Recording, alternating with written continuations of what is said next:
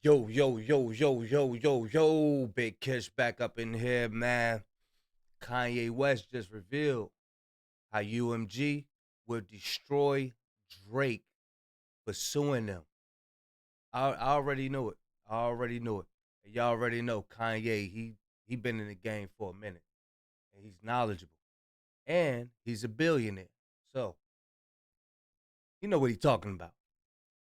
Y'all know I don't like holding y'all. Without further ado, let's get it. So Kanye West just sent a serious warning to Drake. And if history has taught us anything, it's that Ye doesn't speak on these things for no reason. According to Kanye, Universal Music Group might sacrifice Drake, literally, before they let him win this defamation lawsuit he just filed. And if you've been paying attention to how these big labels move, this actually doesn't sound that far-fetched. So as you all know by now, Drake is suing his own label, UMG, for publishing and promoting Kendrick Lamar's diss track, Not Like Us, which Drake claims contains defamatory allegations about him. However, Kanye's saying Drizzy is playing a dangerous game because UMG won't take that lawsuit lightly. And if you've followed Kanye over the years, he's been warning us about these labels for years and exposing how they control and even sacrifice their. And he ain't even have to warn us. We see it. We see Michael Jackson. We see Prince. We see it.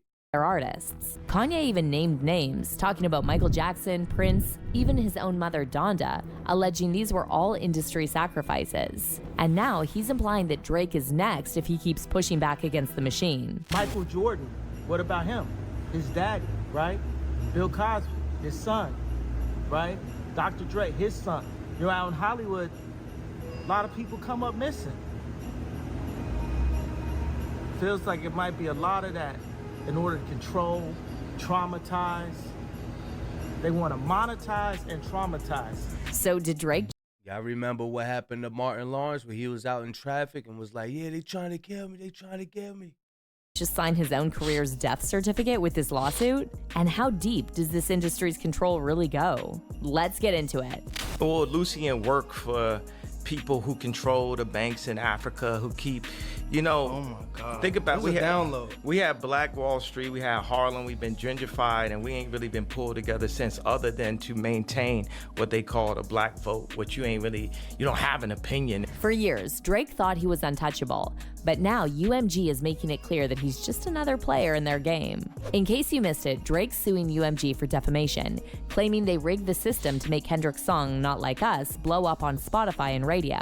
But Drake didn't stop there. He also claimed that Not Like Us is anti-Semitic, alleging that by calling Drake a colonizer, Kendrick was alluding to Drake's Jewish heritage. Drake also brought up the shooting that took place outside his Toronto mansion in May 2024, and claimed this was a direct result of UMG's heavy promotion of Not Like Us. Now, the shooting incident was covered in the news when it happened, but now Drake's claiming in his lawsuit that there was a second incident around the same time when a man allegedly dug a hole under his security fence with his bare hands. Man, come to find out, allegedly they saying that was Drake digging holes up under his fence. Yep. And somehow squeezed through onto his property. While police wouldn't confirm it at the time, a new legal filing says Drake was inside his multi-million-dollar Toronto home early on the morning of May 7th of last year when shots were fired from a passing car. According to that lawsuit, the car stopped in front of the residence. Someone yelled "F Drake," and at least one gunman began to open fire. One bullet went through the security gate and hit Drake's front door. Another bullet struck and wounded a security guard, who was also one of Drake's friends. While the car drove away, Drake and others in the house summoned help for the security guard and did everything possible to keep him alive. The rapper's lawsuit alleges that it took nearly 30 minutes for an ambulance to arrive. The suit also says the following day, an intruder showed up at the home and used his hands to dig a hole under a security fence, gaining access to the property and yelling racist slurs and threats. Drake's lawsuit claims that his security caught the guy who dug the hole before he could do any damage. But before they kicked him off the property, the man allegedly shouted racist slurs and threats against Drake. And Drake is blaming UMG for all of this, claiming they're responsible because they published and promoted a song that encouraged retaliation against him. Now, what's wild about this lawsuit is that it really marks a major shift in Drake's relationship with UMG. See, for years, UMG treated Drake like their top priority, and CEO Lucien Grange even said that Drake could get any amount of money he asks for. They scheming. Drake says, tell Lucien I said, I'm tearing holes in my budget. Tell Lucien I said, I'm tearing holes in my budget. Did Drake call you up after that and say, hey, I need more money for my project? If ever Drake or whenever Drake calls up and says he needs more money for his project, I give it to him. And then some. Man, that's the only clip I ever seen him talking. You know he got bread. You know, I don't never see him talking. He got bread. That mean he got bread. That mean he let his money talk. He let him money talk. Fans also speculated that Drake's special treatment came from his cultural background, the same one he shares with Lucien. So it's pretty wild that he's now accusing UMG of promoting a song that he claims is anti-Semitic. Let's talk about you being Jewish real quick. Let's do that. Because a lot of people think that, like, Asher's Jewish. Right. He's not. His dad's Jewish. He doesn't really identify. All loves to Jews, but he's not Jewish. Yeah. You, on the other hand... But he wasn't there. He didn't read his portion, first of all. You didn't have a bar mitzvah. Come on. Are you serious? He didn't read his portion. He didn't read his portion, first of all. Predominantly Jewish Aldrich school. This is crazy. You had a... Hold on, ladies and gentlemen. Just tell... You don't understand how big you're about to be in the Jew world right now. You don't understand how big it is. First of all, I live in an all-Jewish area. So where is that? Forest Hill. Okay. I went to a predominantly Jewish school growing up. I definitely had a bar mitzvah in an Italian restaurant, mind you. So your mom's Jewish? My mother's Jewish. With UMG. That joint cringy, man. First of all, no, you don't know how big I am gonna be. Worth between $400 and $500 million, an amount almost unheard of in the industry. And allegedly, the contract also came with some equity, meaning Drake could actually own parts of other artists' catalogs under Universal. Now let's talk about Lucien Grange for a second. Over the past year or so, he's been making headlines for all the wrong reasons. First, he was name-dropped in that Diddy lawsuit filed by his producer, Lil Rod. And then Kanye called him out for being Drake's rich baby daddy. It cuts Drake's soul. It's like he signed his soul to the devil to not be cool with me, to have to, like, this is his job to go against God. Hey, y'all remember when Kanye West was in the back of that limousine and he was holding those 2 plates for 2 other men to eat off of? Yeah. Telling y'all, man, this stuff is set up like a plantation, man. And it cuts his soul. Drake has a rich baby daddy named Lucien and Universal. Wow. He's like, you know, like, man, my daddy got it. You know what I'm saying? It's like, my daddy controlled the spins. My daddy got the DSPs. My daddy. Drake has a rich baby daddy named Lucien. So all of his streams in the number ones is controlled by someone named Lucien. Now, as for that Lil Rod lawsuit, that thing had some serious accusations against Lucien. Lil Rod claimed that Lucien didn't just attend, but actually sponsored several of Diddy's parties, and either knew or should have known that Diddy was serving spiked alcohol to guests. In fact, Lil Rod directly accused Lucien of aiding, abetting, and inducing Diddy's alleged crimes and providing vast sums of cash which made Diddy's criminal venture possible. But get this, less than 3 months after Lil Rod filed his lawsuit, UMG's lawyers forced him to remove UMG and Lucien from the list of defendants. Now, here's where it gets messy. When Kendrick started hinting in his diss tracks that the whole industry is full of PD files and that there's a system in place for streamlining victims, Lucien allegedly called Drake and told him to end the beef, but Drake just couldn't take a hint. In fact, he kept pushing UMG's buttons and dropped 100 gigabytes of content, including 3 unreleased tracks on his private IG account. But UMG wasn't having it, and they slapped Drake with a copyright strike, forcing him to take down the tracks from his official site. So this got people talking about Drake's rumored 360 deal with UMG. Man, they own Drake, man. They own that man. They own him.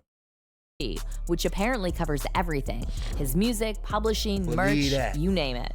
In other words, UMG owns Drake. And this is why some fans now think Told you, bro. I tell you, look. Hey, look. Ain't no way I can remember this much video. I ain't even see this video. I'm telling you, bro. They own him, man. Drake can't even put on his socks without asking Lucy. Could I put on his socks? Could I put on the footies? Or could I put on the long john? this defamation lawsuit is Drake's way of trying to break free from UMG's control. However, according to people like Kanye, if Drake keeps pushing UMG, things could get ugly for him. Yeah. See, Kanye has warned multiple times that these big labels won't hesitate to sacrifice artists who challenge them. Not only that, but Kanye also hinted in an interview with Justin LaBoy that people like Lucien are just the tip of the iceberg, And there are even more powerful and more dangerous people pulling the strings behind the scenes. So all of his streams in the number ones is controlled by someone named Lucien. Well, Lucien worked for people who control the banks in Africa, who keep, Oh my God. think about download. We had Black Wall Street, we had Control the banks in Africa, bro.